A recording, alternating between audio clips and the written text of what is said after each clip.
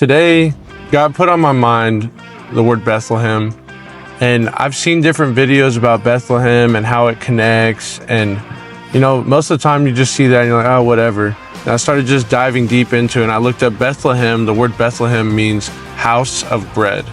And if you remember in the Old Testament, it says that Bethlehem is in the tribe of Judah, and the tribe of Judah is the blessed bloodline that leads to our Messiah. That's where he's born. I believe it's Micah chapter 5 verse 2 where it says that the Messiah would come from Bethlehem.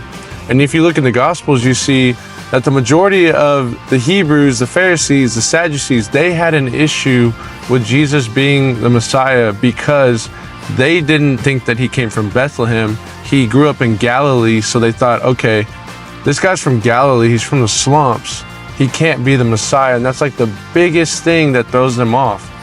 But even more so, there's so many layers to just the word Bethlehem. So I need to backtrack. The number 7 is a representation of completeness in the Bible. Anytime you see 7, it's a representation of completion. You see that with the Sabbath day, when God makes his covenant with us and he rests on the 7th day. You see in the Old Testament, there's the year of Jubilee. And so you have 7 times 7 Sabbath years, which would be 49 years. And the year after that is the year of Jubilee. That means all debts are cleared. Anyone that is a prisoner is freed. And so it's a year of redemption and debts being paid. Well, Jesus being born in Bethlehem is just a representation of eventually the debts being fulfilled and paid in completeness and holiness through him because he's from Bethlehem. It's crazy. And then you look at numbers like 490. So when Peter asked Jesus, how many times do I need to forgive a brother and sister? Should I do it 7 times?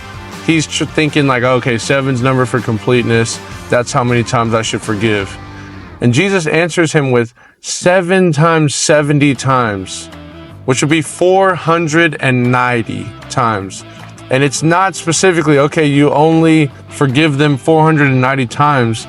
It's a representation of that forgiveness that is, you don't account for it. You don't write it down and see how many times I've forgiven them.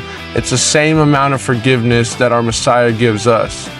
And even deeper than that, the word Bethlehem, if you take the Hebrew letters, they each represent a number.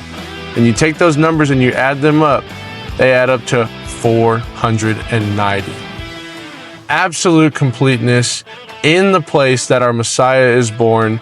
There is redemption and freedom for those who believe in the true Messiah, and it all aligns with every single thing that he's ever done. I'm truly mind blown. I just sit here and I think, God, you are so good. You do everything perfect the way it needs to be in this imperfect world, and I'm just mind blown. I'm so thankful that our Messiah is complete in Jubilee, in forgiveness, that he gives us life in every single way through the good news. So I pray that that encourages you today. And if you want to learn more about the Bible or learn about leadership from a biblical perspective, follow me.